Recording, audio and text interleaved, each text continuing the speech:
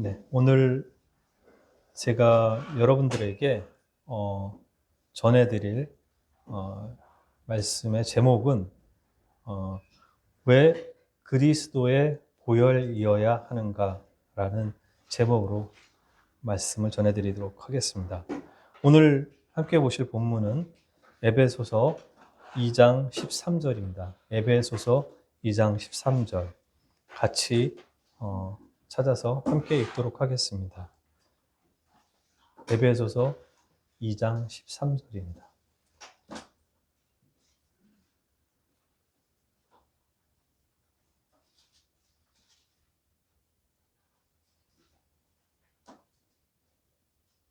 찾으셨나요? 같이 읽도록 하겠습니다. 이제는 전에 멀리 있던 너희가 그리스도 예수 안에서 그리스도의 피로 가까워졌느니라. 네. 사랑하는 성도 여러분, 요즘 시대를 살다 보면 이 보혈이라는 말이 보혈, 이 보배로운 피라는 그 한자어잖아요. 보혈. 그런 그 보혈이란 말이 조금은 낯설고 또 어떤 분들한테는 좀 불편하게 느껴질 수도 있다라고 생각이 됩니다. 사실 피의 어떤 그런 붉은 것들을 저도 경험한 바가 있는데 그들을 보면 사실은 조금은 꺼려지는 어떤 그런 부분들이 있는 것이 사실입니다. 근데 왜 꼭 피 이야기를 해야 하며 그 중에서도 예수님의 그 보혈을 이야기해야 되는지 오늘 저는 여러분들에게 말씀드리고자 이 자리에 섰습니다. 꼭 그 죽음과 예수님의 그 죽음과 그 예수님이 흘리신 그 피, 그 보혈을 꼭 이야기해야 되는지라고 생각하시는 분들도 혹시 있을 수도 있습니다. 그런데 성경은 단 한 번도 예수님의 좋은 가르침으로 그리고 예수님의 어떠한 것으로 우리가 구원받았다라고 말하지는 않습니다. 오늘 본문은 저와 여러분들이 함께 읽은 것처럼 우리가 그리스도의 피로 가까워졌다라고 말씀을 하고 있습니다. 그래서 저는 여러분들에게 이 질문을 다시 한번 드리려고 합니다. 왜 그리스도의 보혈이어야 하는가? 사실 저희가 다른 교회들과 달리 매주 만찬 예배를 드리고 포도주와 떡을 매주 주님을 기념하면서 나누고 있습니다. 근데 사실 그 잔에 담겨 있는 포도주는 주님께서 흘리신 그 보혈을 상징하는 것입니다. 먼저 저는 왜 우리가 이 그리스도의 그 보혈로만 왜 가까워지는가에 대해서 말씀드리기 전에 먼저 우리가 왜 하나님에게서 멀어졌는지 여러분들과 함께 살펴보려고 합니다. 성경은 인간의 문제를 아주 정확하게 진단하고 있습니다. 로마서 5장 12절에 보면 이렇게 말하고 있습니다. 한 사람으로 말미암아 죄가 세상에 들어오고 죄로 말미암아 사망이 들어왔나니 라고 로마서 5장 12절에 이렇게 되어 있습니다. 죄는 사실 단순히 나쁜 행동만을 말하는 것은 아닙니다. 죄는 생명을 끊어내는 그런 힘을 말하기도 합니다. 아담 한 사람의 그 범죄로 죄가 들어왔고 그 결과 사망이 들어왔습니다. 여러분들 잘 아시는 창세기 한번 같이 한번 찾아보실까요? 창세기 2장일 것 같습니다. 창세기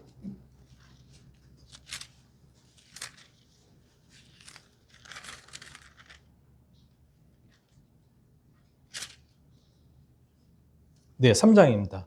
3장에 보면 뱀이 아담과 여러분들이 너무 잘 아시는 그 장면으로서 뱀이 아담과 하와를 미혹해서 하나님의 그 말씀을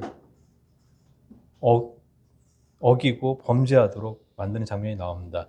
그 중에 창세기 3장 3절에 보면 동산 중앙에 있는 나무의 열매는 하나님의 말씀에 너희는 먹지도 말고 만지지도 말라. 너희가 죽을까 하노라 하셨느니라.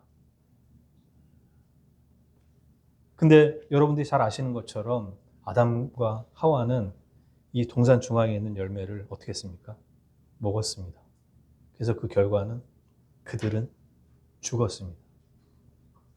그들은 죽었다라는 것은 생명을 잃었다라는 그런 의미이기도 합니다. 제가 설명드렸던 것, 말씀드렸던 이 내용이 바로 로마서 5장 12절의 그 말씀을 나타내고 있습니다. 아담 한 사람의 범죄로 죄가 들어왔고 그 결과 사망이 들어왔다라는 것입니다. 이 사망이 들어왔다라는 것들은 바로 하나님과의 관계가 깨어졌다라는 것들을 의미하는 것입니다. 또 로마서 5장 14절은 또 이렇게 말을 합니다. 아담은 오실자의 모형이라. 이 아담 안에서 우리는 모두 그 죽는 그런 형상으로 빠지게 되는 것입니다. 우리가 선하게 살든 악하게 살든 도덕적이든 종교적이든 결국 이 아담의 범죄함으로 인해서 모든 사람의 끝은 하나입니다. 여기 이 자리에 앉아 계신 저를 포함한 여러분들 중에서 모두 끝은 사망입니다. 죽음입니다. 이것을 피할 수 있는 사람이 있을까요?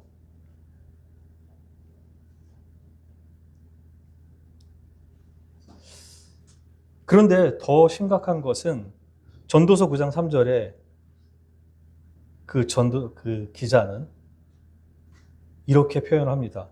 모든 사람의 결국은 일반이라 이것은 해 아래서 행해지는 모든 일 중에 악한 것이니 곧 인생의 마음에는 악이 가득하여 그들의 평생에 미친 마음을 품고 있다가 후에는 죽은 자들에게 돌아가는 것이라고 얘기합니다. 저는 사실 이 전도서 말씀에 이 말씀을 듣고 저를 가만히 뒤돌아봤습니다. 내가 만약에 주님을 만나지 않았다면, 예수님을 만나지 않았다면, 저도 이렇게 평생 미친 마음을 품고 살아가다가 결국은 어떻게 죽은 자에게 돌아가는 나의 그 모습을 바라볼 수가 있었습니다. 사람들은 행복을 찾고 의미를 찾고 사랑을 찾지만 결국은 마지막에 남는 것은 죽음입니다. 그리고 이 사망은 단순히 우리 육체 죽음만을 의미하는 게 아닙니다. 로마서 7장 5절은 이렇게 말합니다. 죄의 정욕이 우리 지체 중에 역사하여 사망을 위하여 열매를 맺게 하니. 그 사망이 아까 하나님의 관계가 깨진 것을 사망이라고 제가 여러분들에게 말씀드렸는데 그 사망이 열매를 맺습니다. 그 열매가 무엇입니까? 로마서에 나오는 그 사망의 그 열매들은 이렇습니다. 그 시기, 분쟁, 미움, 악독, 탐욕. 여러 가지 더 많이 있지만 제가 대표적인 것들을 여러분들에게 말씀드렸는데 결국 인간의 삶은 하나님 없는 상태에서 점점 망가져가는 열매를 맺게 되는 것입니다.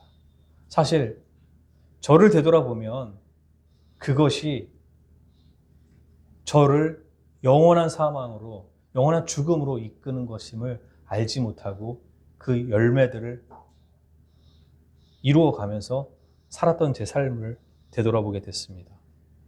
예레미야 2장 13절은 이 모든 상태를 또 이렇게 요약합니다. 생수의 근원이 되는 나를 버렸다. 이 백성이 두 가지 악을 했는데 뭐죠? 첫 번째, 이 백성이 두 가지, 그래.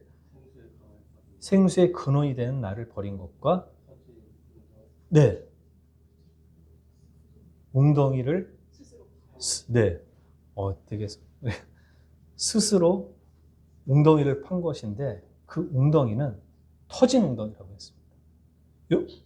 거듭나지 않았던 저와 여러분들의 삶을, 여러분들은 모르겠습니다. 저를 비춰보면 정말 그랬던 것 같습니다.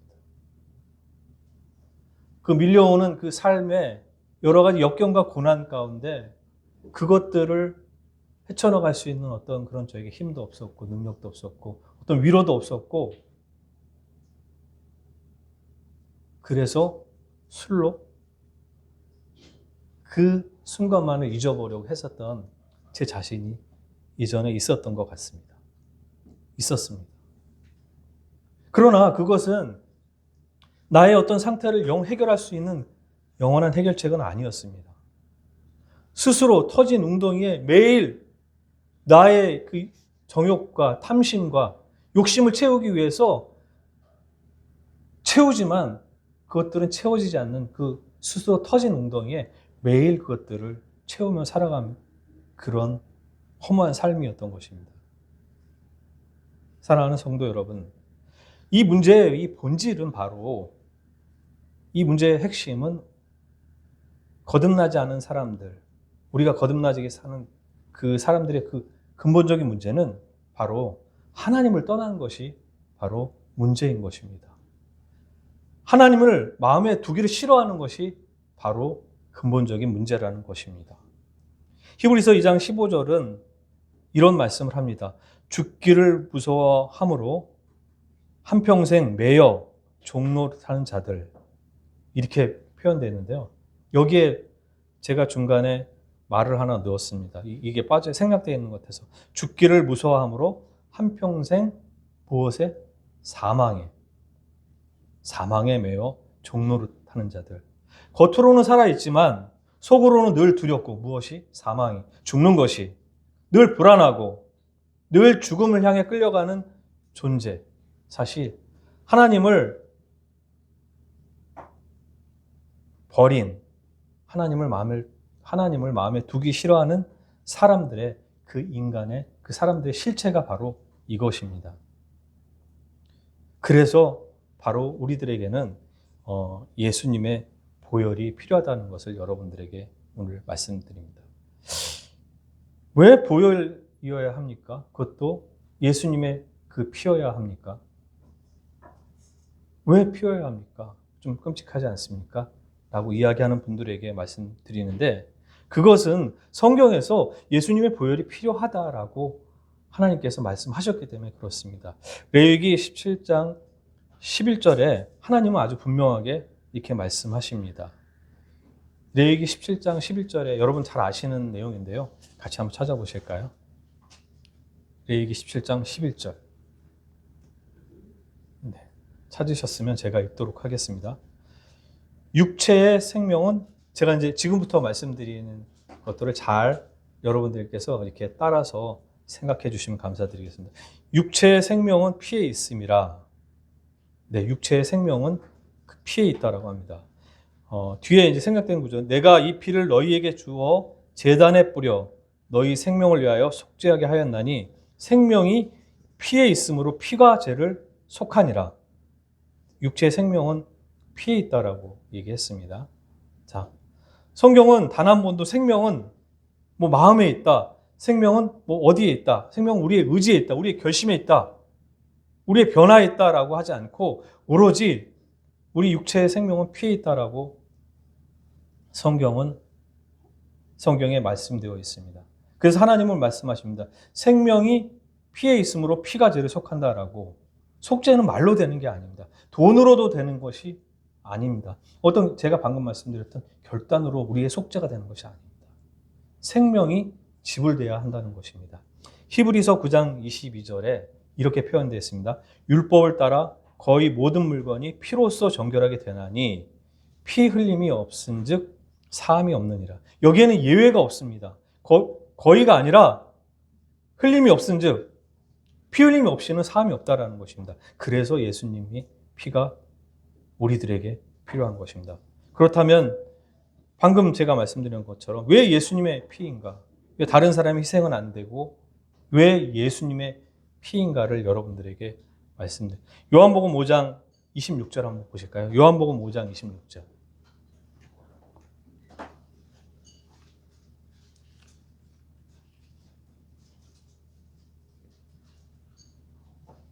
네, 찾으셨나요? 혹시 한번 요한복음 5장 26절.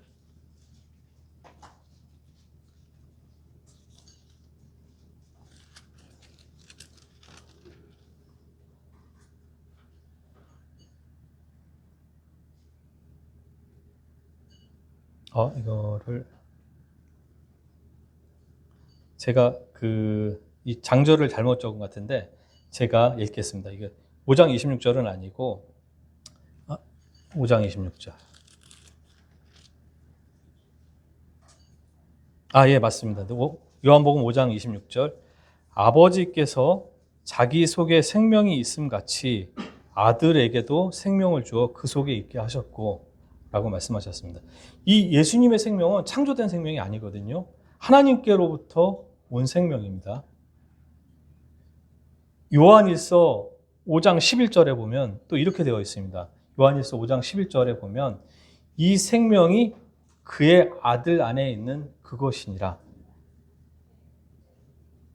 이 생명이 그의 아들 안에 있는 그것이라고 얘기를 했는데 제가 아까 히브리서 레위기 11장 17절에 뭐라고 말씀드렸죠? 육체의 생명은 피에 있다라고 말씀드렸죠. 그러면 이 생명이 하나님께서 아들에게 주신 그 생명이 그의 아들 안에 있는 그것이니라 얘기했는데 바로 그렇다라고 하면 이 생명이 그 아들 안에 있는 그것이라고 했는데 그것이 무엇입니까? 그것은 영원한 생명인데 오직 아들 안에 있습니다. 그래서 예수님의 그 생명도 예수님의 그 피에 있는 것입니다. 예수님의 생명은 제가 뭐라고 말씀드렸습니까? 영원한 생명이라고 말씀드리지 않았습니까? 그 영원한 생명이 그 피에 있었는데 여기서 중요한 게 왜 예수님께서 그 피를 흘리셔야 되는가 제가 여러분들에게 말씀드렸는데 예수님은 십자가에서 달리시고 그 피를 다 흘리셨습니다. 그래서 예수님은 그 육체는 죽으셨습니다. 왜냐하면 이것은 썩을 육체와 썩지 않을 생명을 분리해야 하기 때문입니다. 요한복음 12장 24절에서 25절에 이런 말씀입니다. 진실로 너희에게 이르노니 한 알의 밀알이 땅에 떨어져 죽지 아니하면 한 알 그대로 있고 죽으면 많은 열매를 맺느니라. 자기의 생명을 사랑하는 자는 잃어버릴 것이요 이 세상에서 자기의 생명을 미워하는 자는 영생하도록 보존하리라 그랬습니다. 예수님은 죽으셨지만 예수님은 다시 살아나셨거든요. 이게 어떻게 가능한 일인가? 여러분들에게 말씀드리고 요한복음 19장 32절에 보면 예수님께서 십자가에 매달리셨거든요. 오늘 한 형제님께서 만찬 시간에 감사도 해주셨는데 요한복음 19장 32절에서 33절 같이 한번 읽어보도록 할게요. 요한복음 19장 32절.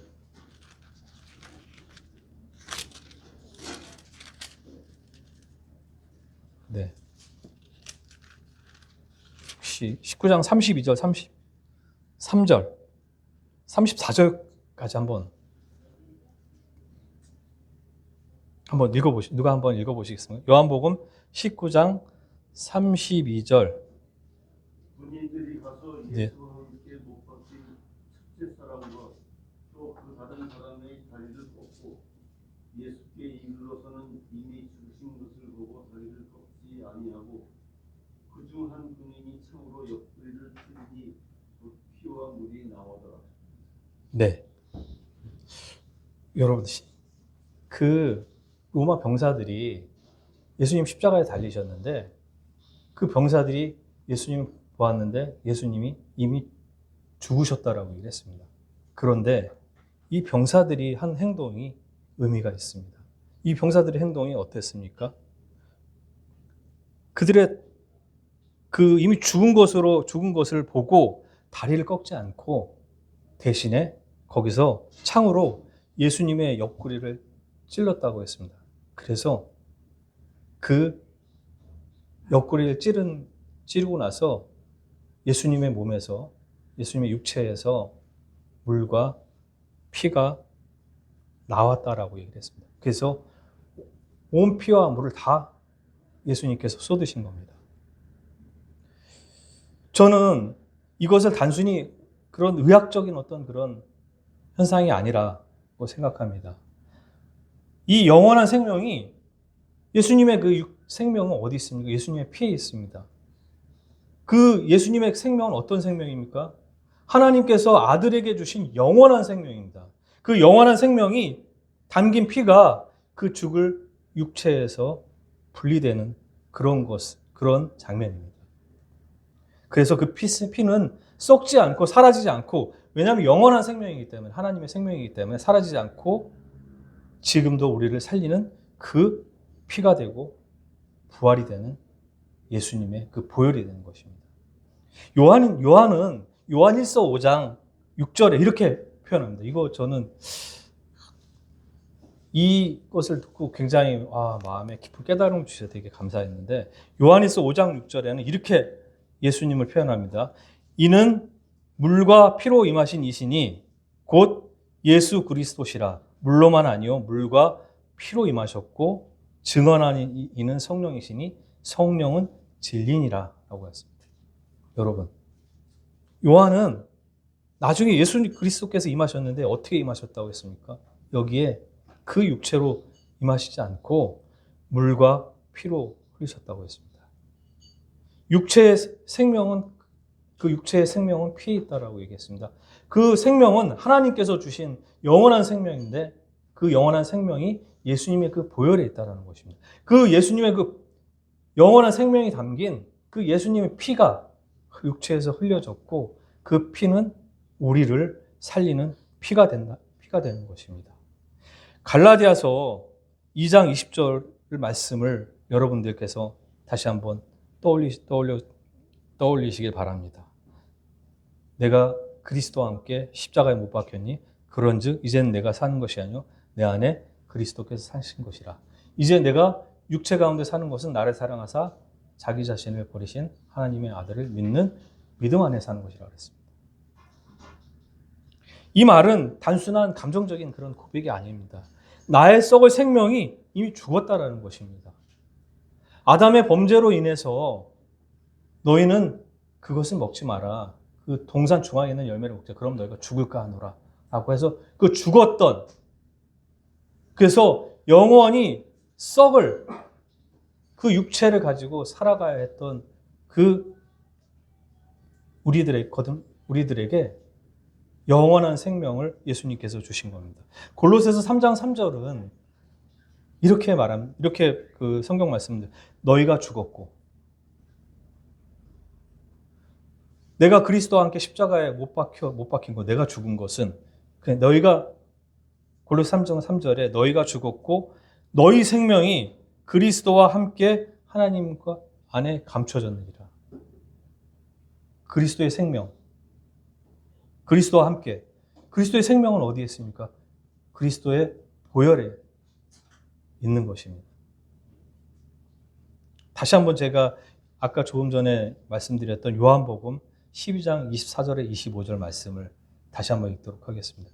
내가 진실로 진실로 너희에게 이르노니 한 알의 밀이 땅에 떨어져 죽지 아니하면 한 알 그대로 있고 죽음은 많은 열매를 맺느니라. 자기의 생명을 사랑하는 자는 잃어버릴 것이요 이 세상에서 자기의 생명을 미워하는 자는 영생하도록 보존하리라.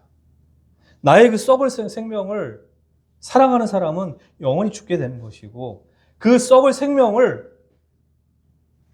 생명이 죽으면 영생하도록 보존한다는 거예요. 어떻게? 예수님의 보혈 때문에 그러는 것입니다. 우리의 생명은 이제 아담 안에 있지 않습니다. 율법 안에 있지 않습니다. 행위에 있지 않습니다. 그리스도의 보혈 안에 있는 것입니다. 고린도전서 10장 16절은 이렇게 말합니다. 이 자는 그리스도의 피에 참여함이 아니냐. 여러분, 제가 오늘 여러분들에게 말씀드린 것들을 한번 되돌아보시겠습니까? 이 말을 이제 여러분들이 어떤 의미인지, 왜 우리가 매주 이 만찬에 참여하면서 이 포도주 잔에 참여해야 되는지, 왜 이 포도주 잔이 어떤 것을 의미하는지 여러분들 이해하시겠습니까? 이 잔은 그리스도의 피에 참여함이 아니냐, 이것을 다른 말로 하면 어떤 말로 대체할 수 있습니까? 이 잔은 그리스도의 생명에 참여함이 아니냐. 여러분들이 매주 이 참여하는 이 잔을 여러분들이 마시는 것은 그 피에 참여함보다 정확한 말로 하면 예수 그리스도의 생명에 지금 참여하고 있는 것입니다. 그 예수 그리스도의 생명은 뭐라고 얘기를 했습니까? 하나님 아버지께서 그 아들에게 주신 그 생명입니다. 그래서 우리가 매주 이 예배의 자리에 나와서 이 떡과 잔을 떼는 것입니다. 단순하게 우리가 기념 예식을 하는 게 아닙니다. 하나님의 생명에 참여하는 것. 그 영원하신 생명. 우리는 썩어서 죽을 그런 생명이었었는데요. 예수님의 그 보혈로, 그 물과 피로, 예수님께서 십자가에 달려 죽으셨을 때 그 로마 병사들이 옆구리 찔러서 흘리셨던 그 물과 피로, 그 예수님의 생명이 있는 그 피가 임하신 것, 그 피를 상징하는 잔에 예수님의 생명에 우리가 참여하는 것입니다. 그래서 요한일서 5장 11절에 보면 이렇게 말씀하십니다. 또 증거는 이것이니 하나님이 우리에게 영생을 주신 것과 이 생명이 그의 아들 안에 있는 그것이니라. 그의 아들 안에 있는 뭡니까? 육체의 생명은 어디 있다라고 했습니까? 피에 있다라고 했습니다. 하나님이 우리에게 영생을 주셨는데 그 생명이 그의 아들 안에 있다. 그의 아들 안에 있는 그 예수님의 보혈입니다. 그래서 요한복음 6장 56절에는 이렇게 말합니다. 내 살을 먹고 내 피를 마시는 자는 내 안에 거하고 나도 그의 안에 거하나니. 여러분들이 이 예수님의 그 보혈을 상징하는 잔을 대할 때 여러분들은 그 예수님의 그 생명에 참여하는 것입니다. 그 예수님의 참여하게 되면 바로 뭐라고 얘기를 했습니까? 내 살을 먹고 내 피를 마시는 자. 내 떡을 먹고 나의 몸을 상징하는 떡을 먹고 나의 피를 상징하는 그 피를 마시는 자는 내 안에 거하고 예수님의 안에 거하고 나도 그의 안에 거한다. 예수님 여러분 안에 거한다는 것입니다.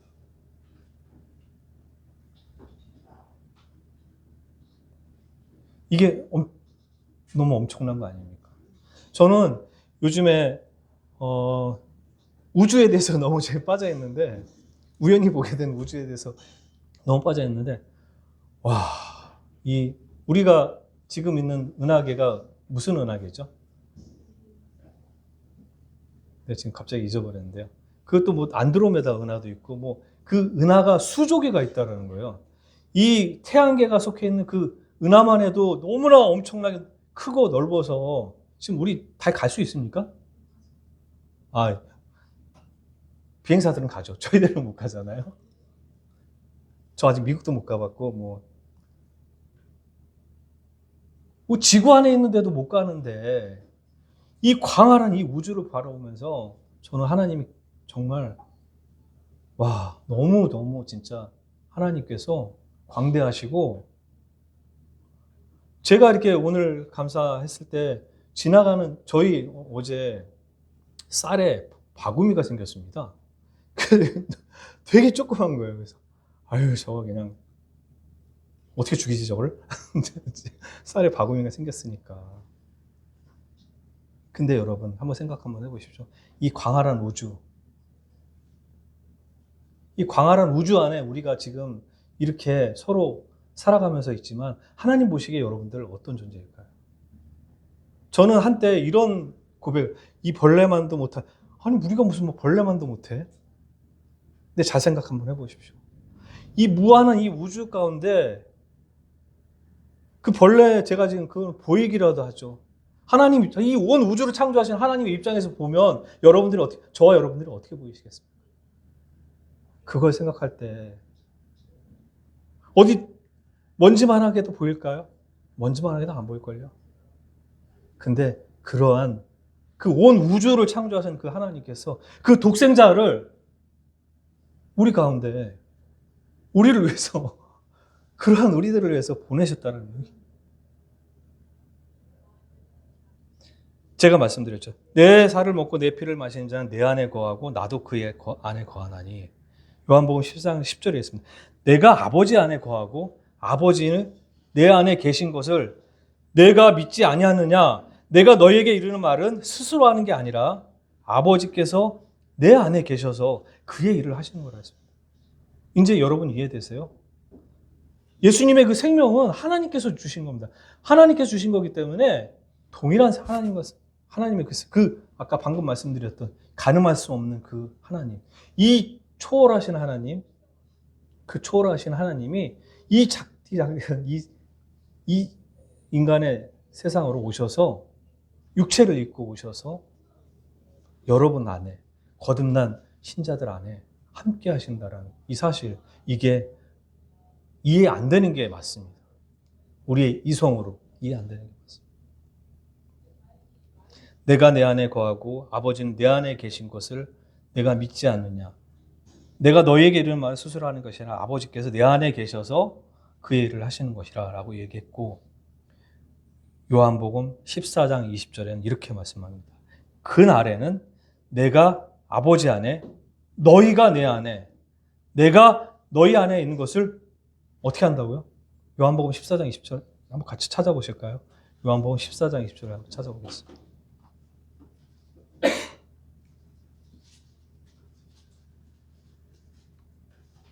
요한복음 14장 20절입니다. 네, 찾으셨나요? 같이 한번 읽어보도록 할까요? 시작. 그날에는 내가 아버지 안에, 너희가 내 안에, 내가 너희 안에 있는 것을 너희가 알리라. 네, 이제 그날에는 이 가늠할 수 없는 그분, 그 아버지 하나님, 이 아버지께서 내 안에, 이게 머릿속으로 이해가 안 되죠.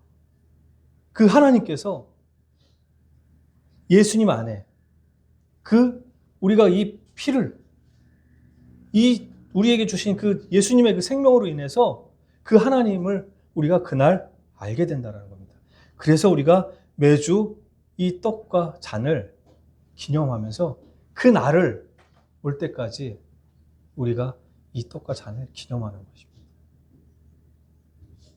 저는 마지막으로 이 말씀을 드리고 싶습니다.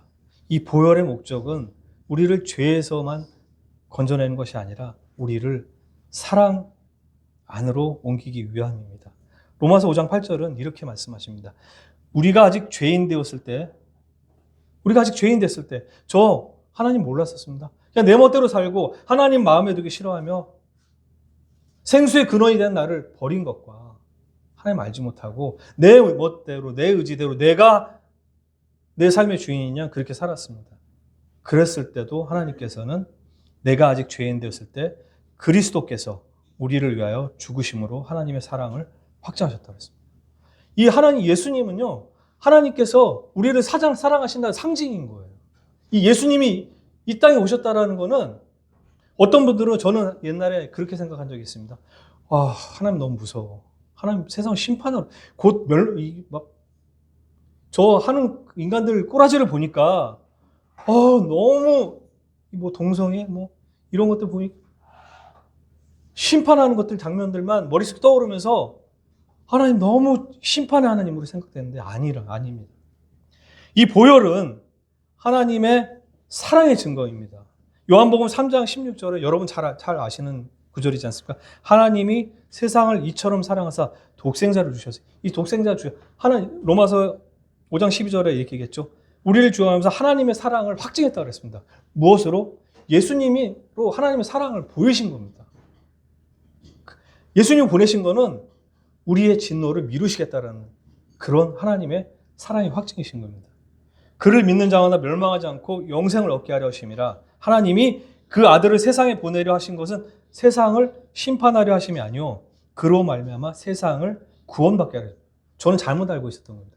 하나님 세상을 심판하기 위해서 아들을 보내신 게 아니라 세상을 구원하기 위해서 보내신 거고, 아직까지도 하나님께서 기다리시고 인내하시고 참으시고 길이 간과하시는 것입니다. 사랑하는 성도 여러분, 여러분을 하나님께서 사랑하심으로 독생자이신 예수 그리스도를 이 땅 가운데 보내신 것입니다. 디모데전서 1장 16절에는 이렇게 말씀하십니다.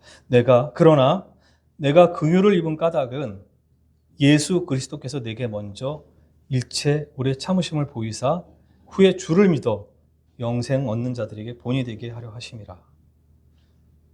여러분, 저희가 예수님 뭐 어떤 분이다라고 얘기하시는데, 그분은 이 온 우주, 저희가 가늠할 수 없는 그 우주, 달도 못 가본, 몇 명 가봤겠죠. 이 가지도 못하는 이 온 우주가 수족에 있는 그 온 우주를 만드신, 이 세상을 만드신 그 하나님의 독생자이신 아들이십니다. 그 독생자이신 그 아들의 그 보혈로 우리가 가까워진 겁니다. 우리가 그 보혈로 이제 내가 그 안에, 우리가 예수님 안에, 오늘 저희가 같이 함께 했던 저 잔을 마심으로, 그 상징하는 그 잔을 마심으로 예수님의 우리 그 보혈을 우리가 마셨기 때문에 우리가 예수님 안에, 그 강활한 우주 안에, 비록 우리가 이해되진 않지만 그 하나님의 안에 우리가 거하게 될 수 있는 거고, 그리고 언젠가 예수님이 이 땅 가운데 다시 오시는 그날에 그것을 알리라라고 하나님께서 말씀하셨습니다. 저와 여러분, 오늘 왜 그리스도의 보혈인지, 왜 그리스도의 보혈이 무엇을 의미하는지 다시 한번 여러분들에게 자문하고 그리스도의 보혈 앞에 나아가시는 저와 여러분이 되면 감사드리도록 하겠습니다. 기도하시겠습니다. 하나님 아버지,